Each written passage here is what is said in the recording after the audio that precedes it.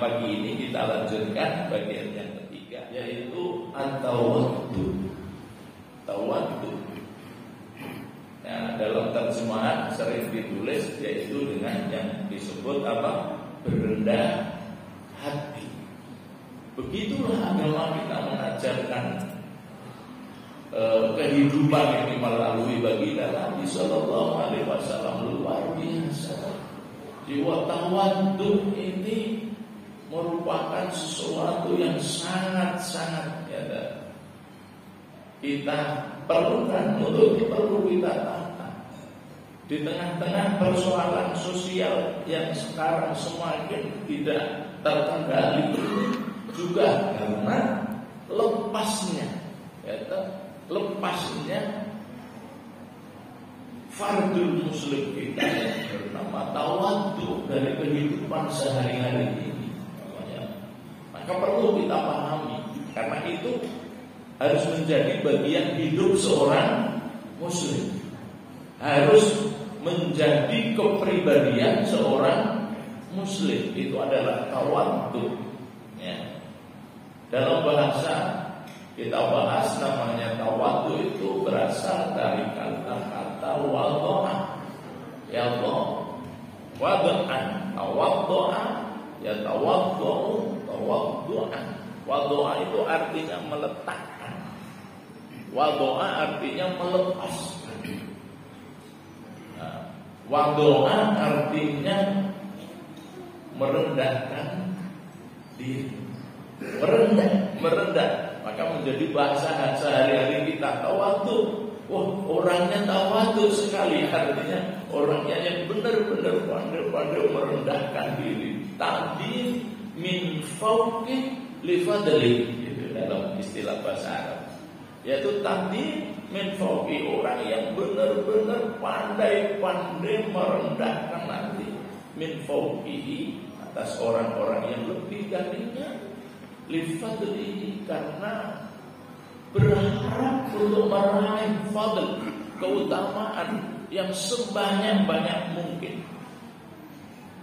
Lawan daripada wadha'a atau lawan daripada tawaddu adalah rofa'a. Rofa'a itu artinya mengangkat. Ada pedita, bahasa Jawa, pedita berdiri, mentengkelek itu wadha'a.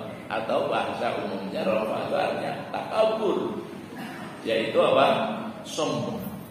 Jadi kalau kita pahami hakikat daripada sifat tawaddu yang harus menjadi kepribadian seorang muslim itu adalah orang yang selalu berusaha memandang orang lain lebih baik daripada diri. Kata-kata yang harus kita pegang erat-erat yaitu berusaha memandang orang lain lebih daripada dirinya. Ini kan luar biasa sulit. Mengapa harus selalu memandang orang lain lebih daripada dirinya? Karena memang dirinya itu adalah banyak kekurangan dan banyak kekurangan. Itulah jiwa tawaddu.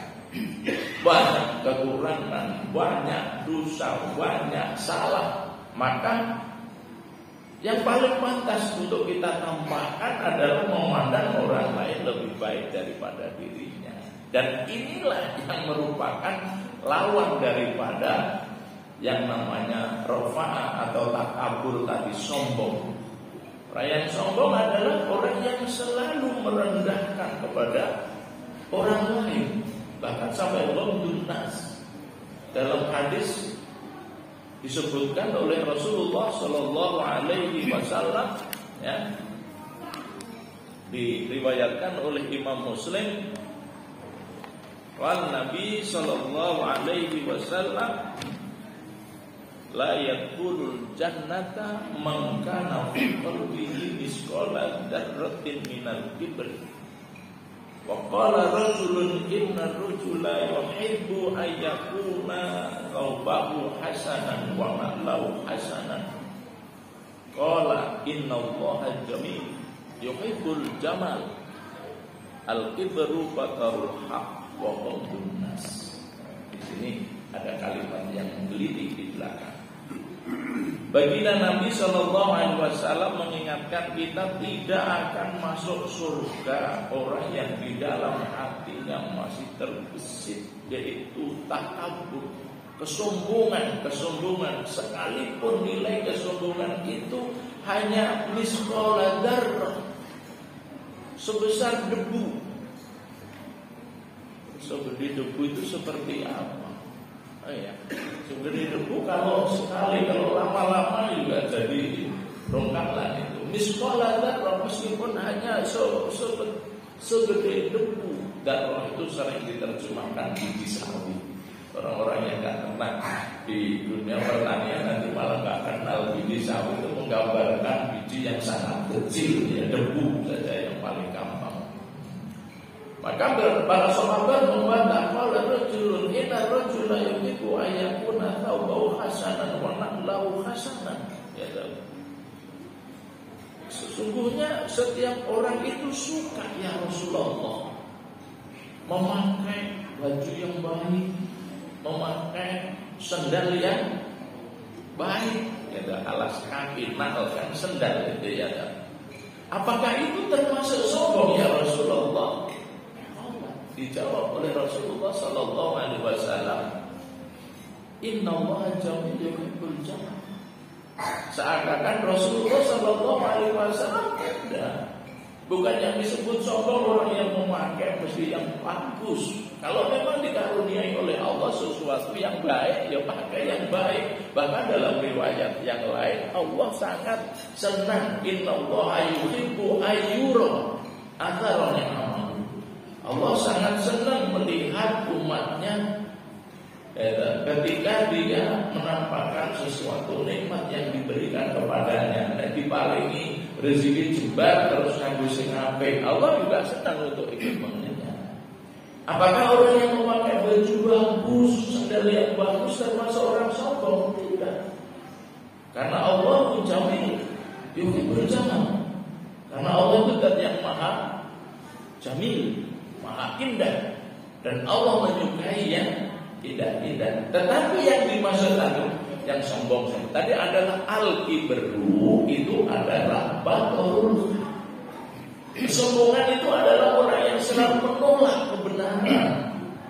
Wa ghamdun nas, di sini ada dan yang namanya orang-orang yang sombong itu adalah orang yang suka merendahkan orang.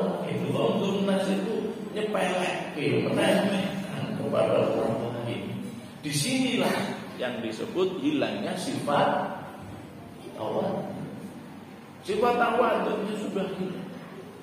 Di berbagai lini kehidupan, baik dalam dunia ekonomi, sosial, bahkan berdin, ya kan?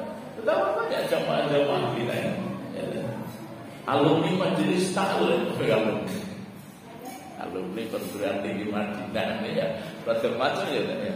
Alumni majelis taklim saja kadang-kadang kita berhadapan dengan imam-imam masjid, ustaz masjid begitu lantangnya kalau membantah, ya, bahkan sampai tidak mau sholat bermakmum dengannya. Di kota ini juga sudah ada kayak gitu. Mengapa sampai seperti itu? Jawaban yang paling sederhana. Tentunya ada yang lebih dari sederhana, ya, jawaban yang paling minim kadang-kadang. Ya karena hilangnya sifat tawadhu. Apa tawadhu tadi? Ghamdun nas. Karena meremehkan orang lain. Kenapa enggak mau sholat lagi berjamaah di sini? Imamnya cuma ini, ustadznya cuma ini. Jadi sini, ikhwan dan akhwat sekalian yang memang perlu harus terus kita tata. Mari kita mulai yang belum dan terus mari kita istiqomah dalam menata kepribadian ini. Yang ini tidak pernah akan selesai, ya sampai selesai perjalanan hidup kita. Karena apa? Problematika kita setiap hari akan berubah dan bertambah, berubah dan bertambah. Dan persoalan-persoalan itu ya tidak pernah akan selesai. Maka menjadi lahan amal kita. Seorang yang tawadhu tidak akan merasa sombong dan merendahkan orang lain karena ia merasa tidak lebih mulia daripada orang lain. Konsep-konsep seperti ini yang memang terus harus kita munculkan dalam diri kita sebagai pribadi muslim. Ia tidak akan merasa lebih mulia daripada orang lain sampai ia mengerti kedudukannya di hadapan Allah Ta'ala. Padahal kita tidak pernah, selama masih di dunia kita tidak pernah akan ngerti kedudukan kita di hadapan Allah Subhanahu wa Ta'ala. Betapa banyak dikisahkan dalam hadis Nabi Shallallahu Alaihi Wasallam, ada orang yang hadir di hadapan Allah Subhanahu wa Ta'ala dengan kebaikan segede gunung katanya. Punya amal kebaikan segede gunung. Bayangin aja enggak kebaikan kita ini segede lalat atau segede gunung ya. Tiba-tiba abaan mansur. Tiba-tiba setelah dilupati kebaikan itu runtuh, berkeping-keping dan hancur lebur seperti debu yang ditiup oleh angin. Maka disebut habaan mansur. Kenapa? Nah, satu di antaranya karena kesukaannya ghamdun, sukanya meremehkan, mencibir, merendahkan, nyepelekin terhadap orang lain. Wa ghamdun nas adalah merendahkan manusia. Orang yang merendahkan manusia berarti merasa dirinya adalah orang yang gitu. Maka seorang ulama yang sangat populer di kalangan tasawuf, Abdullah Al-Muzanni, memberikan satu nasihat tentang nilai tawadhu yang luar biasa. Tampaknya perlu kita untuk praktekkan bersama-sama. Ya, di dalam nasihatnya beliau mengatakan, in aradalaka iblis bi anna laka fadlan ala ahadin min ahlil Islam. Ya. In aradalaka iblis, jika iblis itu menampakkan, memberikan, yaitu apa? Keraguan-raguan, kewaswasan. Kalau ada istilah di dalam Al-Maudatain itu alladzi waswisu fi sudurin. Nah, salah satu pekerjaan iblis itu adalah waswis. Penyakitnya namanya waswas. Waswas penyakitnya namanya waswas. Jika iblis memberikan waswas kepadamu, keraguan-raguan bahwa engkau adalah lebih mulia dari orang-orang muslim yang lainnya. Jadi kadang-kadang di waktu-waktu tertentu, di event-event tertentu itu iblis itu suka membisikkan kita. Kamu itu mosok sih kamu. Oh, mosok. Jadi itulah pekerjaan iblis. Saat-saat kita mau mosok kamu orang masih mau bersih-bersih masjid, masa ikut-ikut itu, masa ini adalah cara iblis menggoda hati seorang muslim. Masa kamu seorang pejabat atau ikut-ikutan hadir di majelis ilmu, apalagi Jumat Barokah ala Muhtadin. Saat mau ke mana Pak? Hidangan pagi ya Pak ya. Masa kayak gitu kamu ikut gitu. Itu iblis dalam menggoda kita. Tidak ngerti bahwa dalam hidangan itu bukan menunya, tetapi yang kita harapkan adalah barokahnya, kebersamaannya, ketawaduan kita. Ngerti hari ini apa nih? Lodeh apa lagi? Pak Hasan ini lodeh gori apa? Masa itu akan selalu itu iblis. Makanya saya sering mengatakan, saya diusahakan juga kadang-kadang nyampaikan anak-anak yang juga suka mengerti. Makanan ini jangan kamu terus lihat menunya, tapi berkahnya. Jangan kau kira kalau sudah seperti ini mesti akan menjadikan nilai-nilai kesehatan dalam diri kita. Boleh jadi itu lodeh gori itu setelah masuk dalam perut kita akan berubah menunya melebihi yang namanya dendeng unta, ya Pak. Yang kita konsumsi lodeh gori, tapi setelah diproses dalam usus besar, kemudian ke usus halus, keluar jadi menu-menu yang diputar melalui peredaran darah kita, ternyata melebihi empal apa Pak? Sapi, ya kan?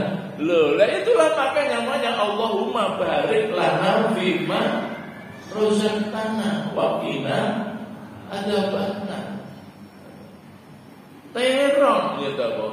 Allah kalau berkehendak memproses terong jadi rambut itu kan real itu Pak. Terong kok iso jadi rambut itu? Sate kambing diproses malah jadinya darah tinggi. Di sini. Maka iblis selalu akan menggoda inna jika ini satya. In aradalaka iblis bi annalaka fadlan ala ahadin. Jika kamu sedang digoda, dikasih was-was oleh iblis, kamu itu orang gedean, kamu itu orang kaya, kamu itu orang mulia, masa ikut-ikutan duduk di masjid bersama orang-orang umum. Itu iblis sekarang menggoda kita. Dan seperti itu, perasaan seperti itu terus akan muncul.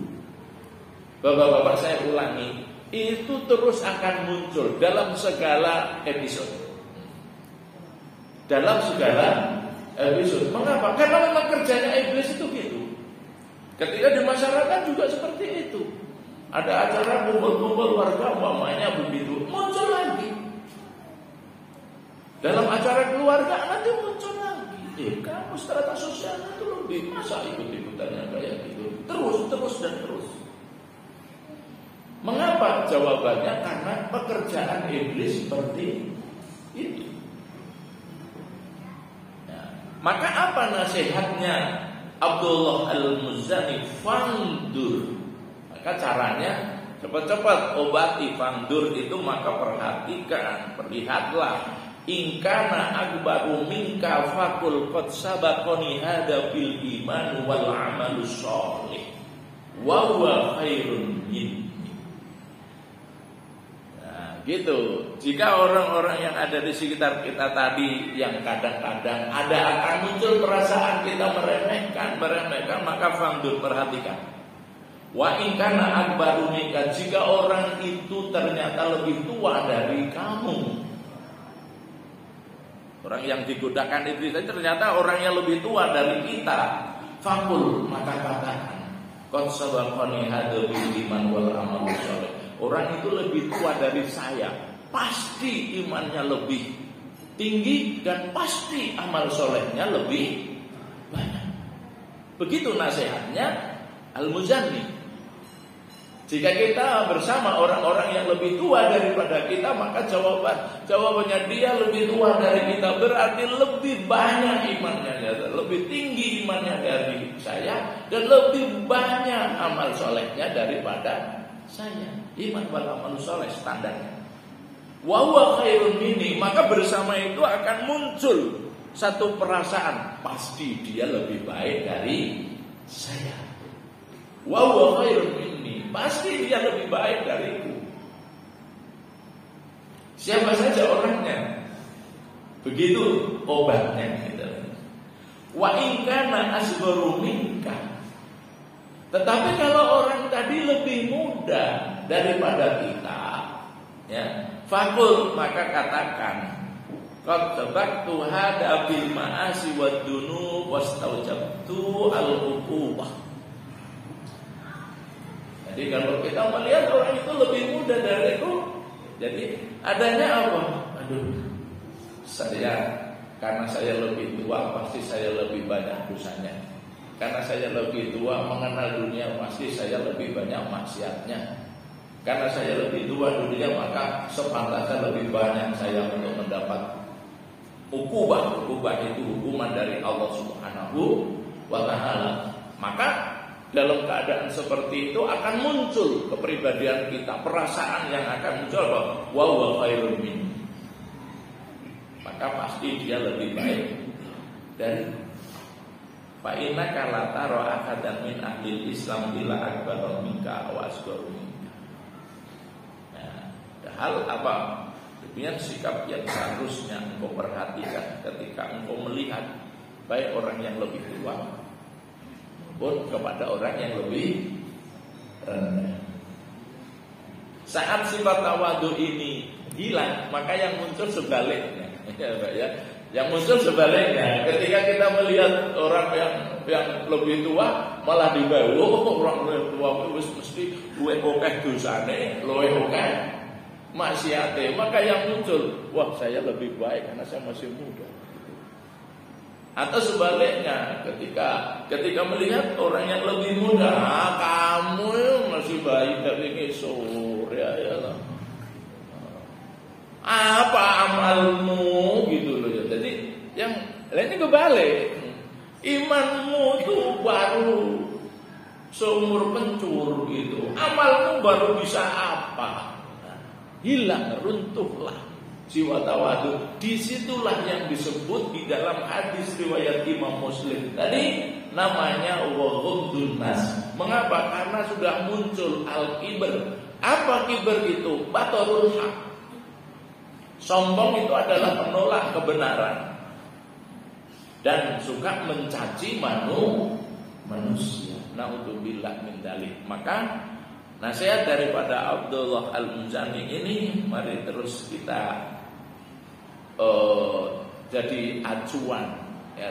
Makanya perintahnya fandur, maka perhatikan jika kau menyaksikan orang itu lebih tua darimu, maka pasti dia lebih tinggi imannya, pasti dia lebih banyak amal solehnya. Karena dia lebih tinggi imannya, karena dia lebih banyak amal solehnya, maka wa huwa khairun minni, maka pasti dia lebih baik dariku. Masyaallah.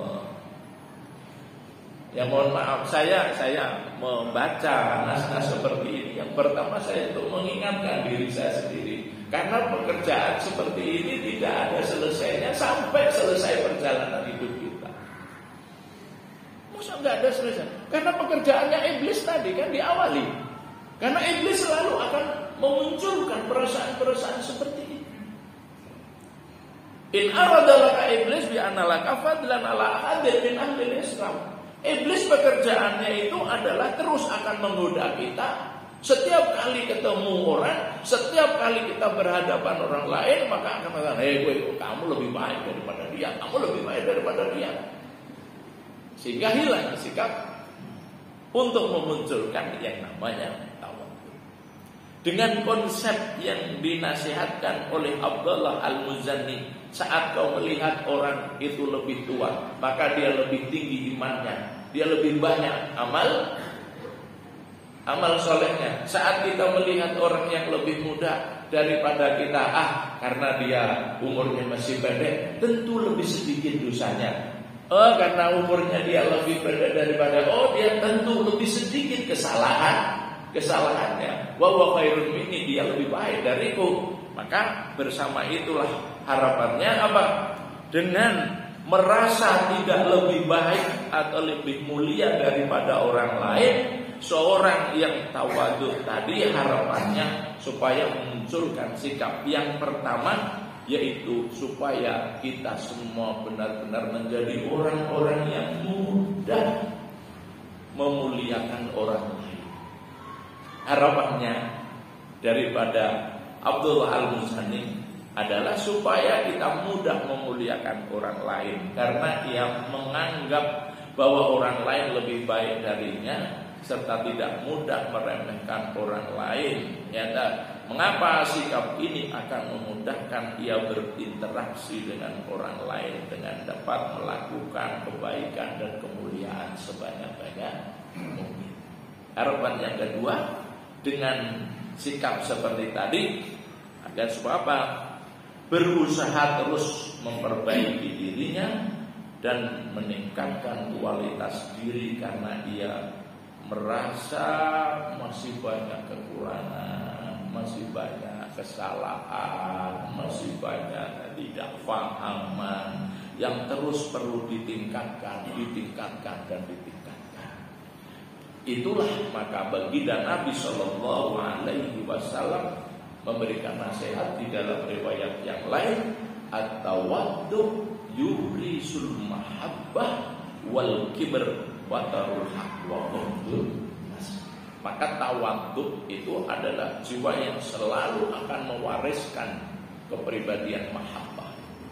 Tawaddu akan selalu melahirkan kecintaan, bahasa terjemahan bebasnya. Tawadhu akan selalu melahirkan kecintaan. Di mana saja kita bersikap tawadhu, maka di situ pula kita akan dicintai. Wal kibr sebaliknya kesombongan, lawan daripada ketawadhuan, yang akan muncul adalah batur. Terus dan terus pekerjaannya adalah menentang kebenaran. Betapa banyak kajian-kajian kadang-kadang yang diceritakan, yang itu sudah kami bantah, yang situ sudah kami jidal, yang situ saya sering mendapatkan kisah-kisah seperti itu. Dan ditanyakan oleh jamaah bagaimana? Jawabannya ya sederhana, Islam bukan untuk bantah-bantahan, Islam itu untuk diamalkan. Karena saya takut dengan baturul haq. Jadi ada orang yang bertambah ilmu, ya bertambah untuk yang namanya baturul haq, menentang. Apalagi kalau bukan dari, sekarang berkembang lagi Pak, bukan dari ustadznya. Sehingga banyak komentar, masa ustadz saya salah? Komentar gak saya naik, masa ustadz saya salah? Itu keberlakuan, itu namanya kebablasan. Kibernya itu sudah melebihi kuota yang disediakan itu. Habis. Maka yang muncul maka apa? Wahwadun nas, meremehkan kepada orang lain, apalagi orang lain itu di luar dari jamaahnya gitu. Wahwadun nas, yang muncul wahwadun nas, nyepelek, meremehkan kepada orang lain. Naudzubillah min dzalik. Mudah-mudahan dengan pesan-pesan seperti ini dapat mengingatkan kita untuk terus menata diri. Sekali lagi, bapak-bapak dan ibu-ibu, menata diri tadi min fauqil fadli ini gak pernah akan ada kata berhenti. Ya, selama kita belum berhenti dari kehidupan ini.